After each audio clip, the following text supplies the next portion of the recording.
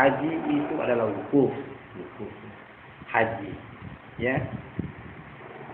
Karena haji itu kan sebenarnya sama dengan wukuf. Kalau tidak wukuf berarti namanya umrah. Karena umrah tidak pakai wukuf. Ya, haji saja yang ada wukuf. Nah, pengertian wukuf itu apa? Ya, kemudian kenapa namanya itu Arafah? Arafah itu mengenal kan, man arafa nafsahu faqad arafa rabbahu. Kan gitu. Ya. Di situnya seharusnya kita mengenal. Karena dia namanya itu kan Arafah, itu mengenal padang Arafah. Harusnya kita mengenal. Ya.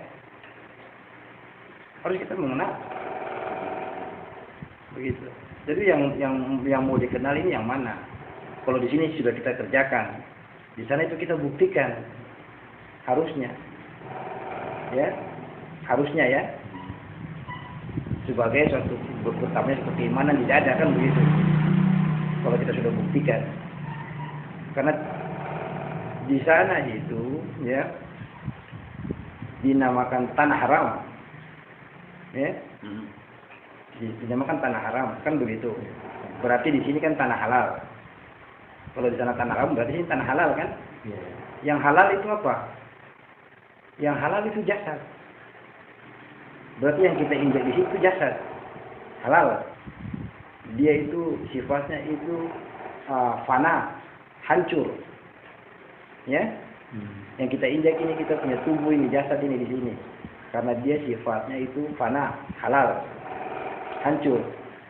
Ya, tapi di sana itu tanah haram. Kalau tanah haram, yang haram apa? Yang haram itu adalah yang baka, yang kekal. Yang tidak bisa hancur. Yang tidak bisa hancur itu apa? Yang hidup seterusnya. Itu nyawa. Roh. Ya. Berarti di sana itu kita injak, kita punya nyawa. Ini sebagai suatu perbandingan yang kita harus pikirkan. Jadi pada saat kita injak di nyawa itu sama dengan perbandingan. Kalau di sini itu dunia. Di sana itu akhirat. Dunia itu kepada jasad. Akhirat itu kepada nyawa. Ya. Berarti di akhirat itu bisa terjadi. Kita bisa menyaksikan di Arafah itu. Kenapa waktunya harus tanggal 13 Zulhijjah? Ya, berkumpul itu selalu di tanggal itu. Ya. Pada saat kita disuruh berkumpul, ya, semua orang itu disuruh lari ke sana, kumpul di Arafah. Tidak boleh ada lagi yang tawaf. Yang tawaf itu disuruh keluar. Itu kita harus berpikir. Ya. Pada saat itu, ya, dia punya kiswa itu diganti. Kiswa dia punya baju itu, diganti. Setiap tahun itu tanggal 13 dia diganti. Jadi itu diganti, dibuka bajunya. Bahasanya dibuka. Ya, dibuka bajunya. Ya. Nah, dibuka bajunya, ya, semua orang disuruh keluar dari situ. Disuruh semua wukuf semua. Jadi setahun sekali itu kosong. Ka'bah itu kosong. Satu hari itu saja. Selebihnya itu selalu penuh orang tawaf. Berhentinya orang tawaf. Tapi pada hari itu kosong. Karena semua orang berkumpul di Arafah. Lalu yang ditunggu di sana itu apa sebenarnya? Kenapa? Karena cuma disuruh duduk-duduk aja. Duduk-duduk ya. Terserah mau baca apa, mau zikir apa. Tafakur terserah. Mulai dari matahari terbit sampai dia terbenam, ya, suruh duduk-duduk aja. Itu maksudnya apa? Menunggu. Siapa yang ditunggu? Ya, siapa yang ditunggu coba? Ya, nah itu kan kita harus belajar. Itu makanya saya cerita-cerita itu sebagai satu pemahaman. Ya, karena itu maknanya ada bagi orang yang mau berpikir. Nah, kalau kita sekedar terima-terima aturan-aturan apalagi cuma dari manasik haji, itu kita dapat ilmunya. Ya, mau berapa kali kita pergi tidak akan ketemu tuan rumah. Ya. Jadi udah buang duit banyak juga tidak ketemu. Kan rugi. Ya. Harusnya itu kita pelajari. Ya. Harusnya kita pelajari karena itu sebenarnya itu ada di sini.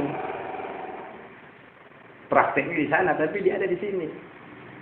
Harusnya kita kerja dulu di sini, baru kita buktikan di sana. Gitu. Tapi kalau kita tidak tahu di sini, kita mau buktikan apa? Tidak ada yang kita buktikan. Begitu-begitu aja. Ya kan? Di atas padang Arafah itu ada satu tugu. Ya? Ya? Ya, kalau kita perhatikan di gambar itu kan ada satu tugu itu. Katanya tugu itu pernah Nabi Adam dia turun di dunia, itu cerita. Jadi tugu itu Baitur Rahman namanya. Ya? Baitur Rahman, tugu itu. Namanya Baitur Rahman. Nah, di padang Arafah itu kalau kita lihat orang di atas tugu, ya, kemudian orang di bawah itu berkumpul di padang Arafah, tapi ada tugunya di atas. Itu satu perlambangan. Rahman itu siapa? Kan begitu. Kita dari alam Rahman ke alam Rahim. Rahman itu mewakili siapa? Ah, iya. Baru itu dari Jabar Rahman ke Jabar Rahim. Kan begitu. Ya?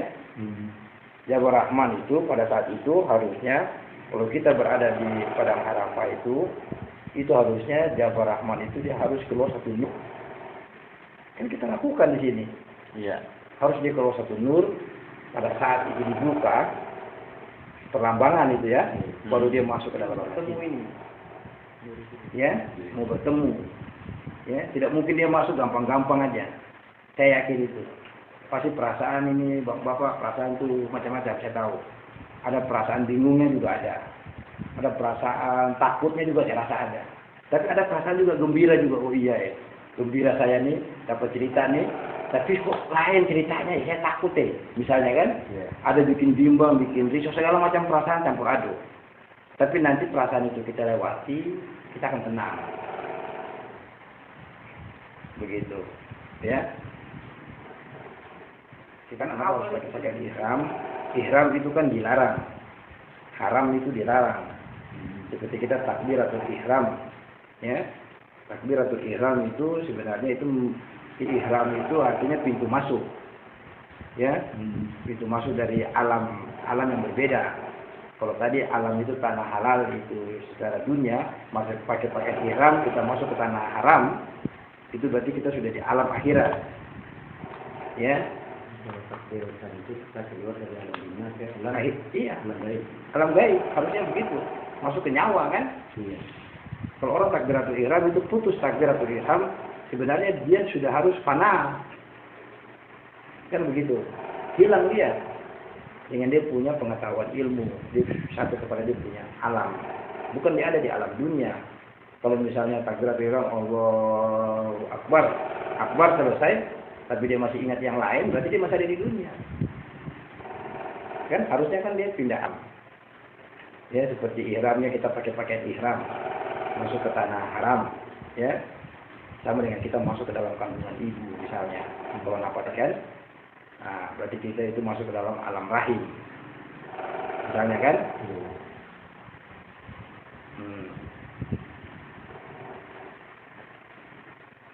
Jadi tidak heran kalau ada orang yang pernah ke sana dia menceritakan hal-hal yang aneh-aneh. Ya. Ya karena di sana itu apa saja boleh terjadi. Ya, apa saja boleh terjadi. Ya. Jadi tidak heran. Tapi sebenarnya kalau dia cerita itu sama dengan dia cerita dia punya aib. Karena di sana itu kan akhirat kan pembalasan sebenarnya. Ya kan? Dalam pengertian pembalasan itu maksudnya untuk artinya bukan pembalasan. Pembalasan kenanya kasar ya. Artinya dibersihkan lah gitu. Ya, kalau mau suci ibaratnya kotor-kotor kan dibersihkan. Mungkin pada saat dibersihkan itu sakit ya, disikat, dibanting, diperas, dijemur ya. Mungkin sakit, tapi sebenarnya tujuannya adalah untuk mensucikan. Prosesnya mungkin sakit, tapi tujuan akhirnya adalah bersih. Iya. Iya, ya. Kalau yang kotor mau dibersihkan, yang paling enggak kan harus direndam dulu, ya, disikat dulu, ya, diperas lagi, dijemur kan. Tapi setelah itu kan dia bersih. Ya, jadi sebenarnya bukannya dibalas. Kalau dibalas kayaknya enggak. Jadi semua untuk kebaikan, dibersihkan. Ya, bahasanya itu. Peran